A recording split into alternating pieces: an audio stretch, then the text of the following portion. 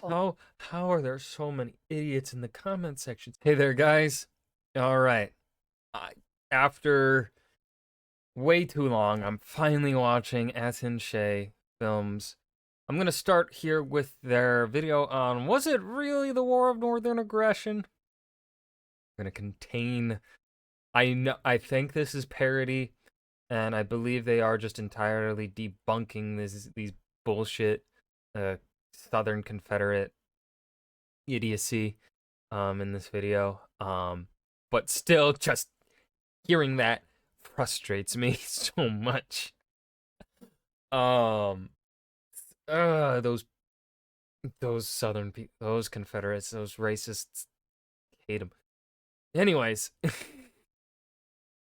anyways, this is a video that years ago, um, really was a video that was this channel was getting recommended to me a lot. This Checkmate Lincolnites series was getting recommended a lot. And I remember saying I was going to check it out eventually.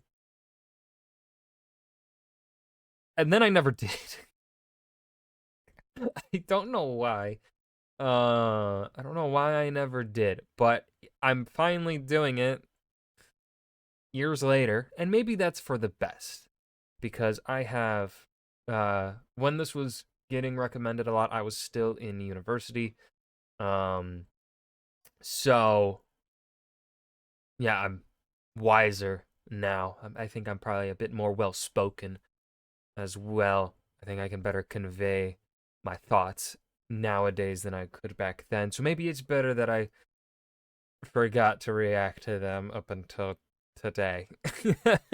um, but anyways, yeah. Disclaimer: I am not a Civil War historian, so if you're coming here looking for like specific details or maybe expansion on certain things, I'm not gonna be a good source for that. I wrote my thesis on Anglo-Saxons in college, and no one seems to really care about the Anglo-Saxons these days. But I do got videos of them. I haven't done one in a while, but I got videos on them. Some medieval videos. You can go check those out. Um, but yeah, enough yapping. Let's go ahead and dive in. Why did the North invade the South in 1861? Was it because they hated slavery? No, it was to save the Union. Checkmate, Lincolnites! Yeah, okay. Shit. Yeah, that's one of the things that um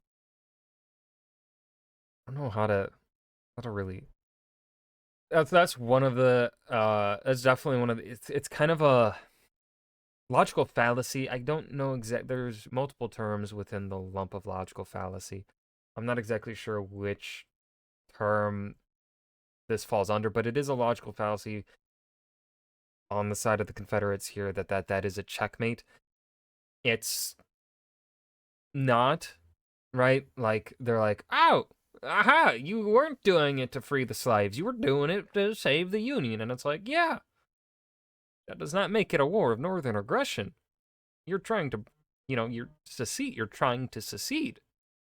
Um Specifically, remember, in the secessionist documents, every single secessionist state makes the statement that they are doing it for their right to own slaves. Just a reminder. The reminder. Which I think they covered that in a different video, because I saw one that was a video, Checkmate Lincolnite thumbnail or whatever. It was like, was it really about states' rights or whatever? So that's a topic for another day.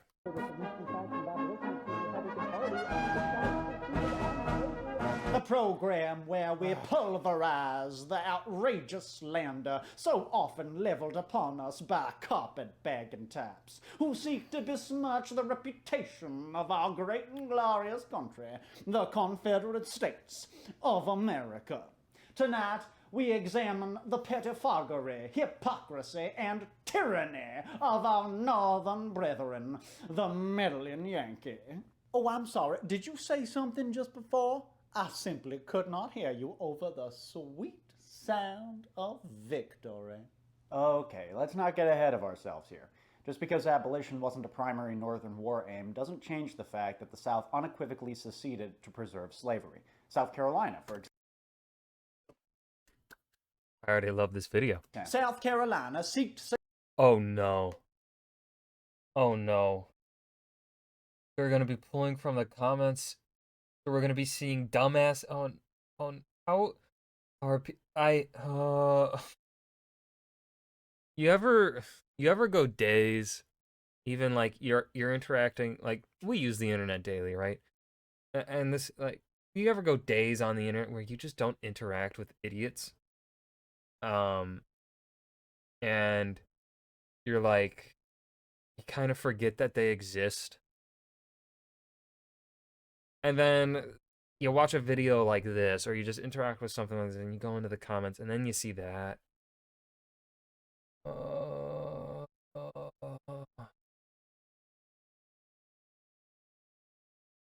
I can't. Oh, this is just gonna frustrate me. This is just going to frustrate me. I'm not going to be able to think logically. I'm just gonna. Oh, secession no. from the Union first for reasons that are debated upon. Slavery. Debated upon? What was Lincoln? It isn't debated upon when it's explicitly fucking stated in their secession articles. They say it like on the first fucking line. The first fucking thing the secessionist states say, I think especially South Carolina here in this example, if it's the one I'm remembering, which is often pointed to. South Carolina said in like the first line, the state's right to preserve state's right to own slaves, or whatever I don't know the exact fucking quotation for it, but yes, there is no debate to be had when South Carolina themselves said that it was to preserve slavery. Reaction, violate constitutional law, and did multiple acts of war against a state that by law should have been able to secession from the Union. In response to the actions of the president, which secession from the Union is something that I'm not too educated on in regards to constitutional law. In theory, I think it's supposedly possible that states are to be allowed to secede, but then again, it doesn't, I don't think it necessarily says while they may, vote to secede, that does not mean that the central government is going to allow it, nor will the central government react peacefully to it, right? It's like our right to free speech. And this is where I think a lot of conservatives in America are very stupid. They will point to their right to free speech, and they believe that it frees them from any sort of reaction and consequences for what they say. No, you have the right to say whatever you want, and you have the right to be a goddamn idiot.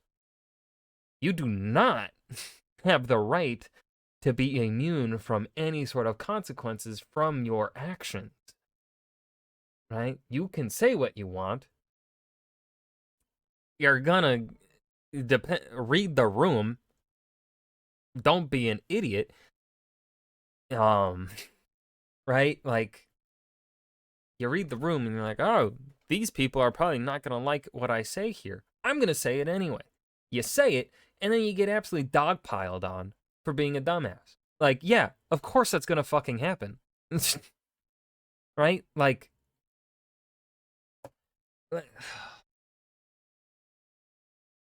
freedom of speech does not mean freedom from consequences, you fucking moron.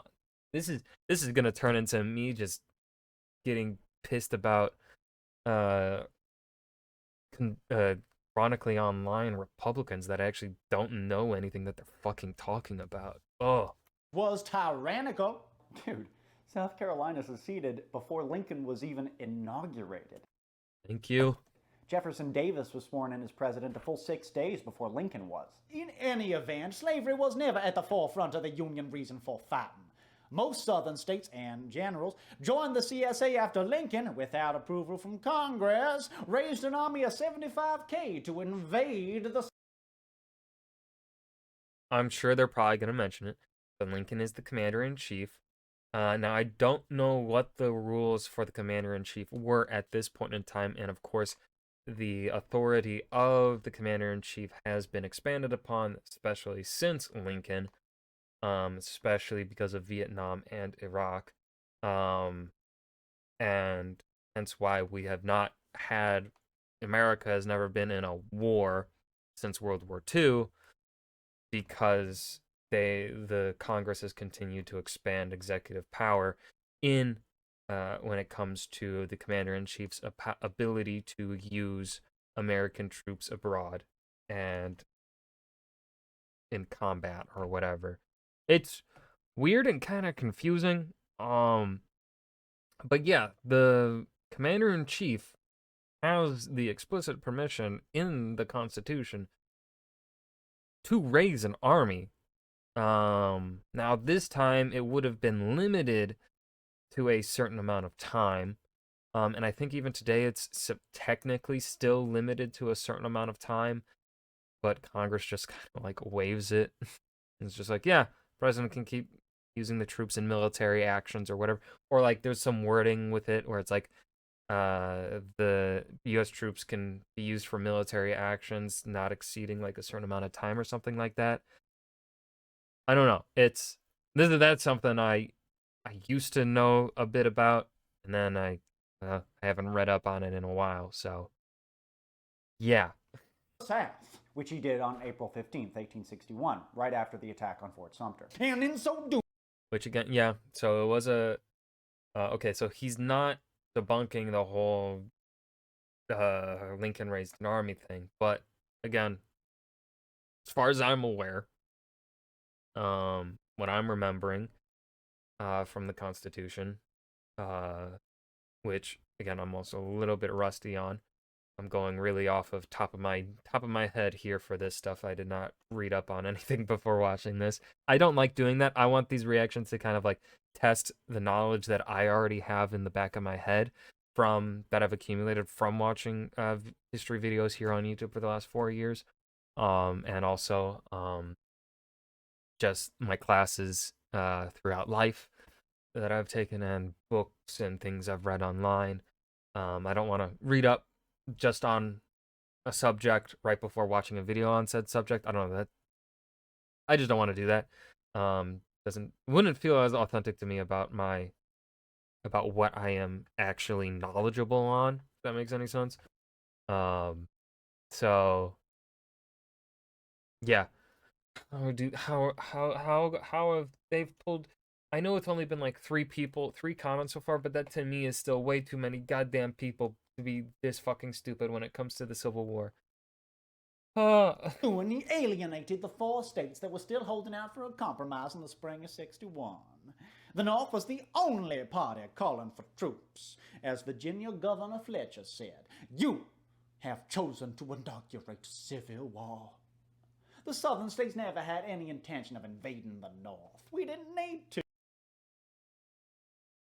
The last line there is again a logical fallacy.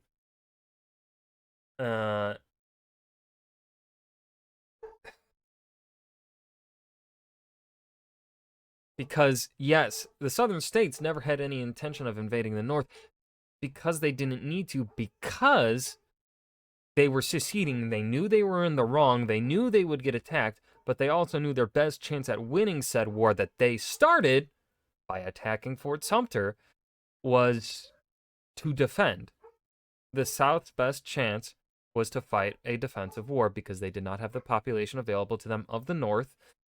And fighting a defensive war is also your best bet at winning said war a lot of the time, because the enemy is going to have to pull in more. It takes more troops to attack than it does to defend, right?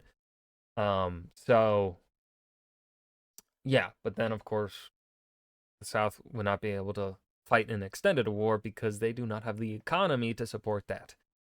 Whereas the North can fight an extended war because it had the diverse economy to do said long-term fighting. That's getting into strategy and Do tactic. you know what the seceded states were up to for the 4 months before Fort Sumter? Chillin', yearning for freedom from Yankee tyranny. Well, not quite. January 4th, 1861.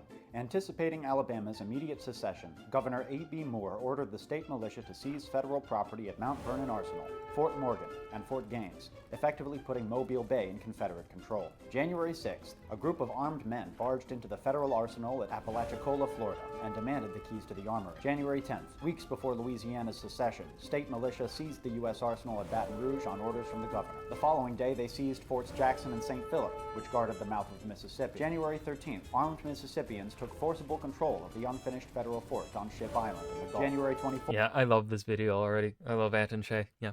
Georgia militia seized the Augusta Arsenal. February 8th, acting on orders from the governor, Arkansas militia volunteers seized the federal arsenal at Little Rock and escorted federal troops across March 6th. The Provisional Confederate Congress authorized President Davis to raise an army of 100,000 men for 12-month service. April 12th, South Carolina militia fired on Fort Sumter. April 15th, President Lincoln called for 75,000 volunteers for 3-month service to suppress the rebellion. Call me crazy, but all I see is Southern aggression. New yellow I've got nothing to add to that. That was just beautiful. That was just a perfect rebuttal. Yes. bellied horse thief. We raided those armories and forts because we needed weapons, and plenty of them, to facilitate our peaceful and equitable separation from. I don't need to say anything because that should be obviously stupid enough to not need anything to be said in rebuttal. The Union. Good thing we did, too, for soon after the war started, the tyrant Lincoln showed his true colors. He suspended habeas corpus illegally and jailed his political enemies without any charges. What do you call that except despotism of the highest order? I call that pretty typical for a 19th century wartime government. Personally, I agree with you. Suspending habeas corpus during domestic emergencies is a very, very slippery slope, but it is constitutional. Article 1, Section 9 forbids the suspension of habeas corpus except in cases of invasion or rebellion. But Chef's kiss. Chef's. Yes. in 1861, Supreme Court Chief Justice Roger Taney challenged Lincoln on that exact point, arguing that the legislature alone had that power, as the framers of the Constitution clearly implied, and not the president. That's true, but initially Lincoln only suspended habeas corpus along rail lines leading to Washington, D.C., and as he pointed out in his public response to Taney, he did it to make sure that those rail lines were kept intact. Without them, Congress wouldn't be able to physically get to D.C. to convene. And by the way, when he did suspend habeas corpus for the whole country in 1863, he did it with full congressional approval. Oh, that is just so typical of you bootlicking Yankees. You have no appreciation for personal freedom. I bet you'd vote for Palpatine. We Confederates, on the other hand, know the meaning of liberty. Yeah.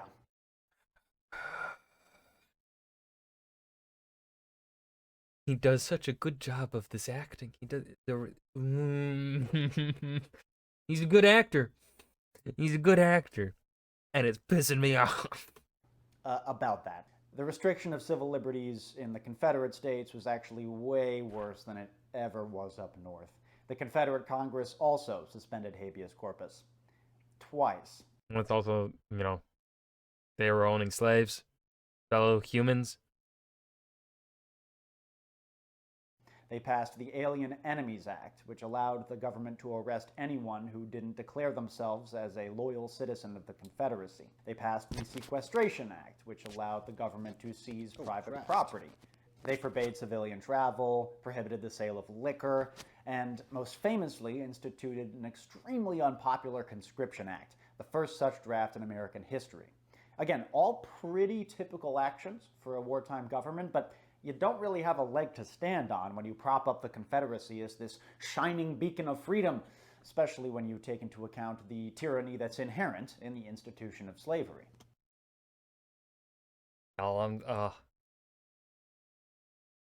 The Yankees making me happy. Slavery, slavery, slavery. Always you with the slavery. Well, you'll be just devastated to learn that your Lord and Savior Lincoln didn't give a damn about slavery and said so. And I quote, "My paramount object in this struggle is to save the Union.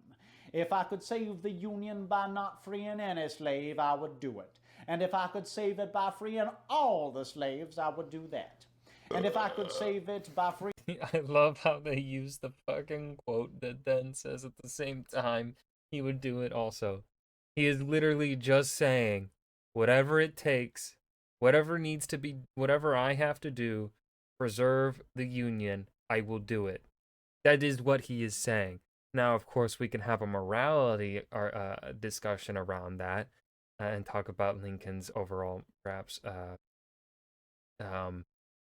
morality there, and how he is right. That can lead into a greater discussion of, was Lincoln really, how pro abolition was Lincoln, right? But of course, that discussion is not necessary for the argument that we are having in regards to the topic of this video, right? So it's not something that needs to be said.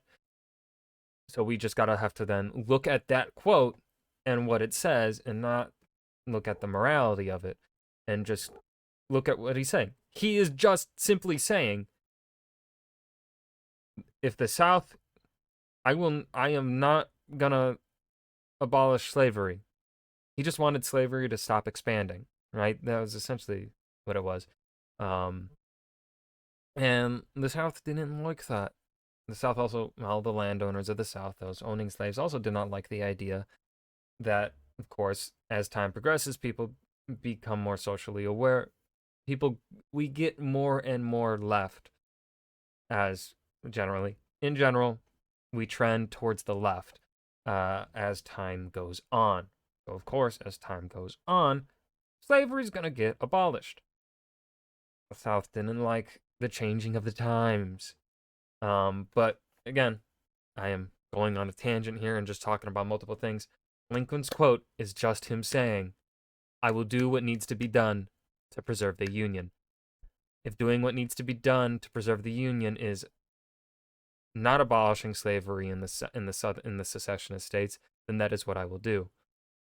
If abolishing slavery in the secessionist states is something that I have to do to preserve the Union, then that is something that I will do. That is what he is saying. Freeing some and leaving others in bondage, I would also do that.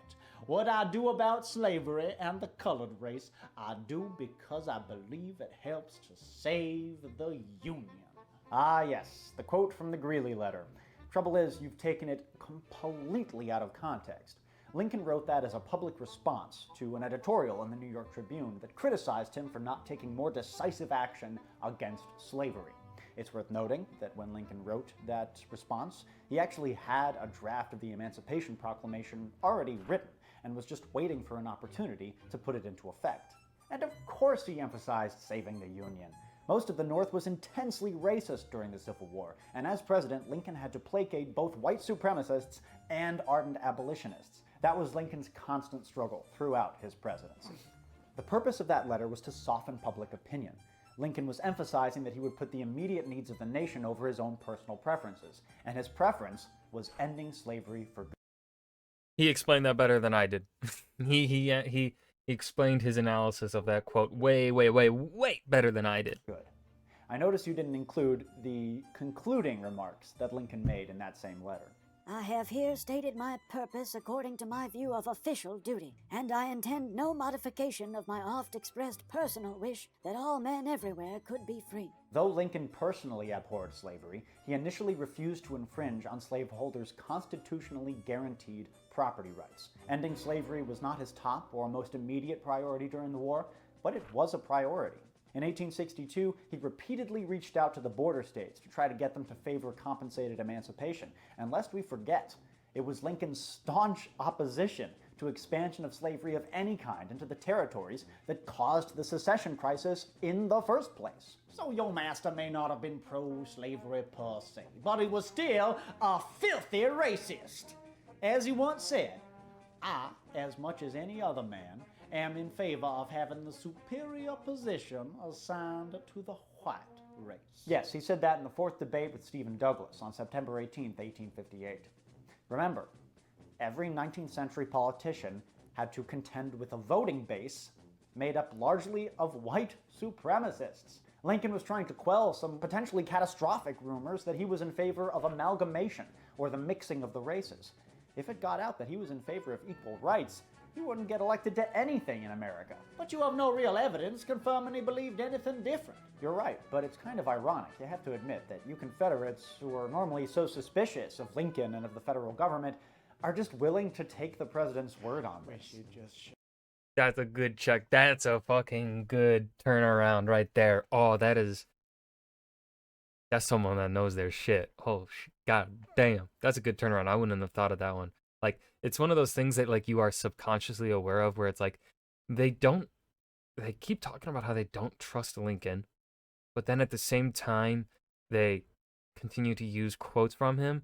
And so you're like, there's something there, but you don't quite know how to, at least in my experience, the way my brain works, I never actively think to call people out on that hypocrisy. So that's, I'm just giving, I'm It's loving like this you just video. dredge up these quotes without taking even a little bit of time to research or comprehend their contexts. Both are clear examples of political grandstanding. Politicians lie. They exaggerate. They try to Yes. appeal to as many people as possible. Progressive politicians in particular lie about how committed they are to progressive ideas all the time. Oh, don't get me started on that one, man. Don't. Oh my god. Oh, we call them liberals. All right, liberals are the ones that proclaim they're for progressive ideas when they're really not. Liberals to me are fucking right wing. Not well. Right wing has they are center right, is what I call liberals in my perspective. Leftism. They're if they identify as leftist, then they're probably more serious and actually true about their beliefs and what they wish to see enacted while in office. They identify as a liberal, they're a lying sack of shit. I believe that marriage is between a man and a woman. I do not support gay marriage, but I support a very strong version of civil unions. This ruling will strengthen all of our communities by offering to all loving same-sex couples the dignity of marriage across this great land. Just because Obama lied about the gays does not mean that Lincoln lied about the blacks. Fair enough. You know, many free staters wanted their territories to be whites. How are there so many idiots in the comment sections? How? We still have 7 minutes to go in this video. There's gonna be more idiots? Oh my god. I swear, if any of them show up in my comment section, I'm gonna blow my brains. That's a joke. YouTube, don't demonetize me. Only havens. Oops! Not supposed to talk about that. Yes, and speaking of Lincoln, throughout much of his political career, he was in favor of colonization, which would have entailed freeing American slaves and then sending them off to a colony in Africa. Which, yeah, yeesh. It was a proposed solution to the main argument against abolition at the time, which was that it would be impossible to integrate blacks into American society. And that's horrifying, But at the time, that was a very anti-slavery position. Now, we can argue about whether to judge Lincoln by the standards of racism in the 19th century or the standards of racism today. But the fact that he can... Yeah, that's... See, this is something you see especially often online, and I think a lot of people say it in my comments. It's like, why are you judging past people with the moralities of today? And it's like, it depends upon the context of what we are discussing here. In the context of North versus South here, we are going to apply the morality of the 19th century to these people. If this were to be a video solely on Lincoln and Lincoln as a person, I would then apply my modern day views on morality to him and say, while at the same time acknowledging like it's not wrong to to judge people of the past by your modern day moralities, because quite frankly, we should be better as people. Some of these things that they believed in, they should not have believed in because it's just fucking stupid. Like the idea of one group of people being more superior than another is fucking idiotic beyond belief. It's completely, racism is just illogical. There is no logic to racism. Um, and so at the same time, right? So it just depends upon the context of which of the topic argument that we are having. Um, and also, right? I do try when I do it. As long as I'm aware of it, I do try and acknowledge, like, yes, while they may have been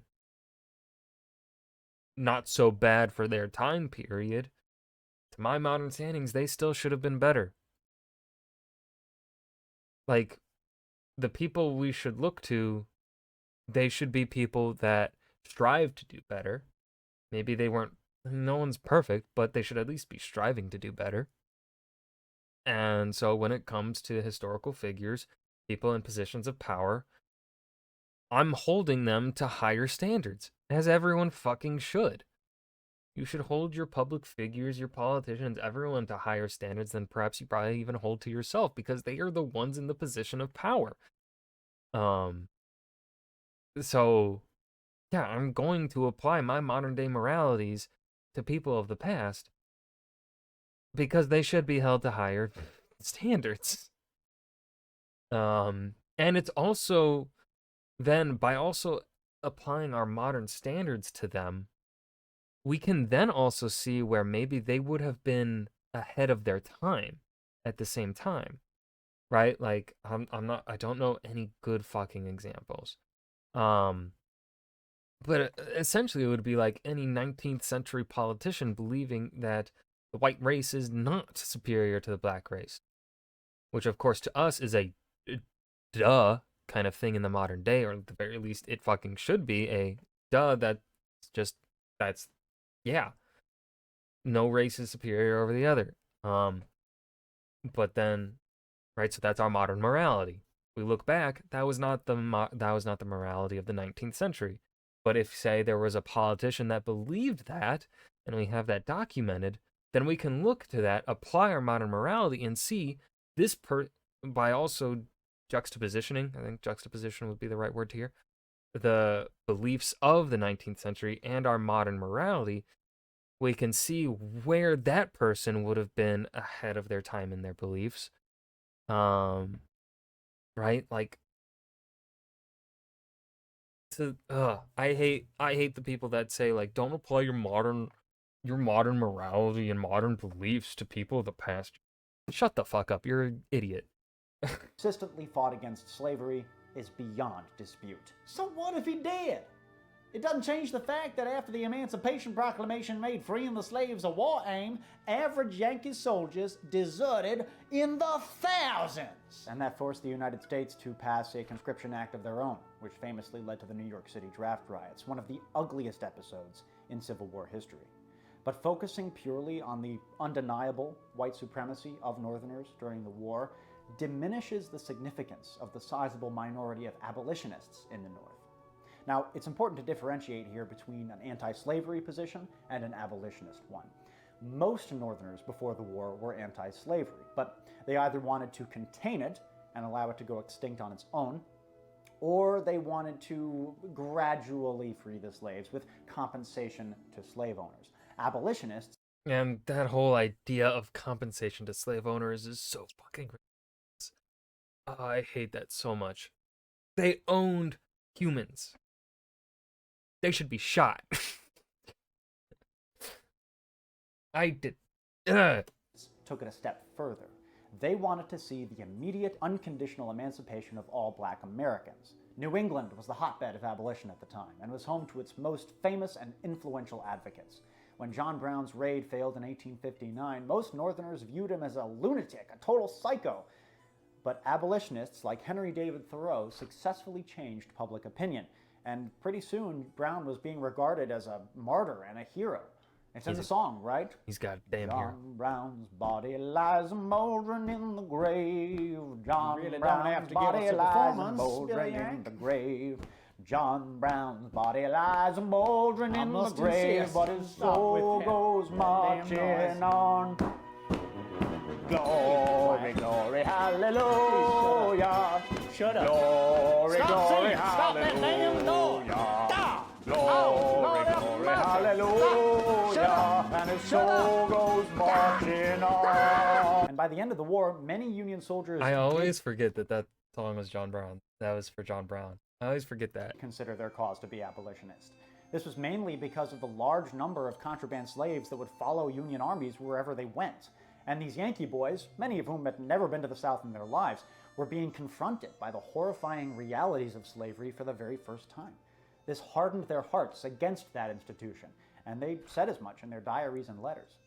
Higher up, the logistical problems caused by this large number of escapes Yeah, it's unfortunate that that is how. I'm not exactly sure what it is about humans. It's that why, like, I don't know why it is that maybe it's this might only apply to people that have never faced systemic oppression, like a white men. Um, but it is, I think it's fact to say that it is generally most white men have a hard time.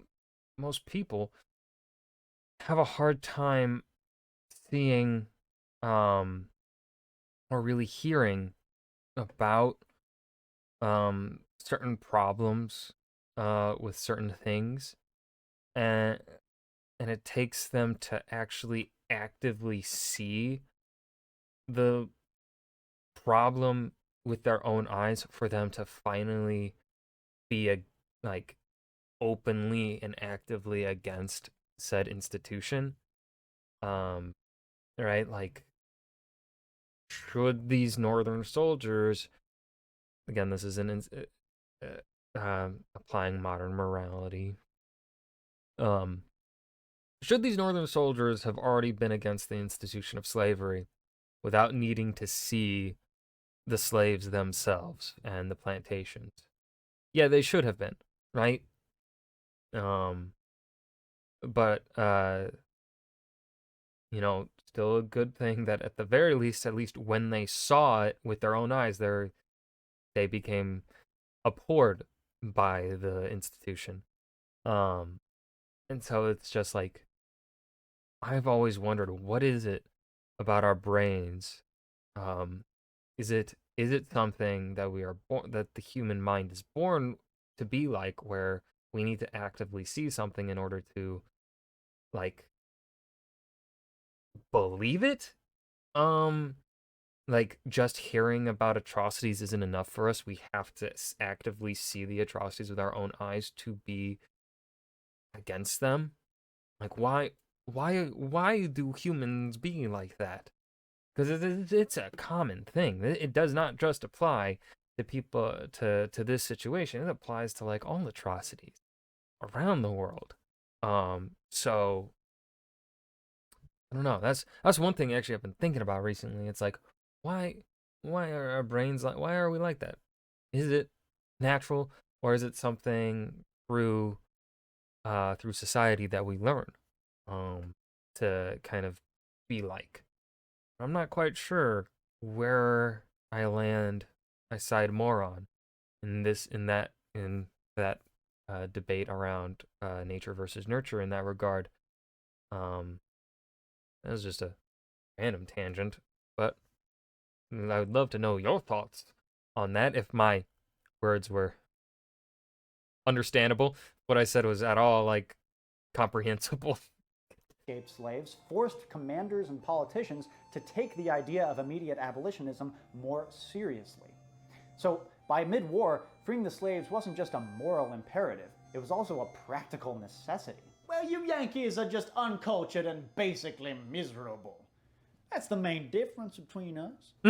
As our glorious president Jefferson Davis once said in a speech at the Mississippi State Capitol, Our enemies are a traditionalist and a homeless race. From the time of Cromwell to the present moment, they have been disturbers of the peace of the world. Gathered together by Cromwell from the bogs and fens of the north of Ireland and of England, they commenced by disturbing the peace of their own country.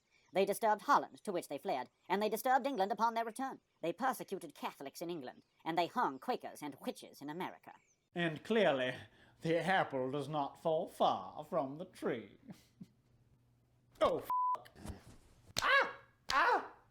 Oh! Thou art an unlearned swine if thou dost truly believe that papists, Quakers, and witches ought to be shown mercy. But religious freedom is one of the founding principles. The devil's tongue wags in thy mouth. Those who love the Lord must needs separate themselves entirely from the professors of heathen faiths. You know, that's not a bad point. Mixed communities are a disaster. Usually it's just one community getting to the top anyway.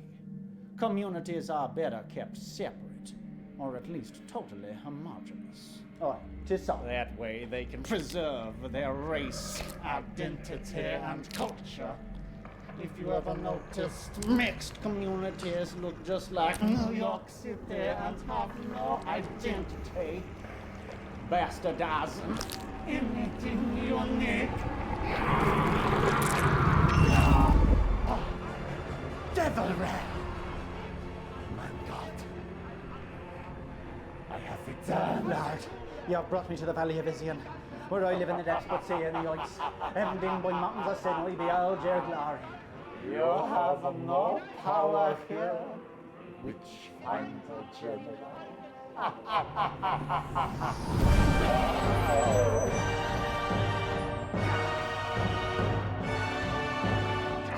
I will draw thee out, Satan, as poison is drawn from a wand. If I go, Johnny Rip dies. What is happening? Thou hast not killed me. Thou shalt not kill him. This stuff is mine. Revenge!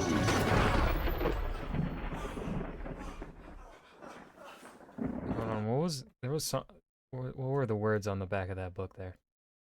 I thought I saw something. Oh, okay, it just says Holy Spirit.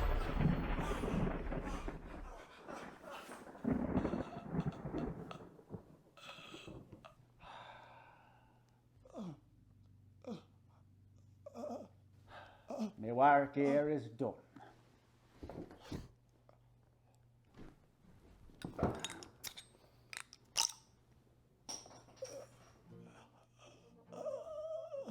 Okay, what happened?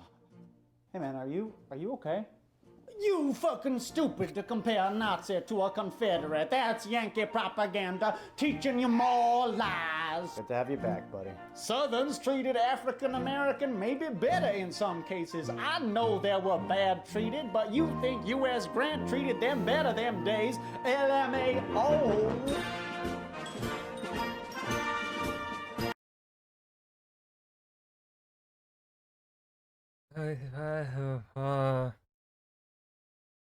Oh God. I that was something. Do you guys want me to watch more of this series? Let me know. I was not, that ending was not what I was expecting. I did not, didn't think we'd go there. But all right, yeah, this was good. I loved the points that they made.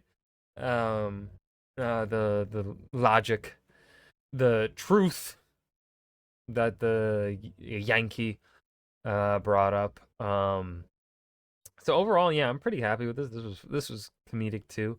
My God, YouTube comments are full of idiots, aren't there? Oh, I'm excited to see what mine comments are gonna look like when I upload this. Oh dear God. Well, I hope you guys enjoyed. Remember to hit that like button and subscribe for more. Let me know if you guys want me to continue watching the Checkmate Lincolnites series. And also, please leave some other history reactions. I'm kind of feeling a history. I'm getting back into the history vibe a bit. After a little bit of time, kind of away from being history. So I'm feeling more energized for it. I'm feeling not as burnt out on it. So please do let me know. Drop some recommendations in the comment section below. Or even videos from channels that I have watched in the past. Let me know if there's any of them you want to see me go back to. But yeah, hope you guys enjoyed. Remember to hit that like button and subscribe for more. And I will see you guys in the next video. Peace.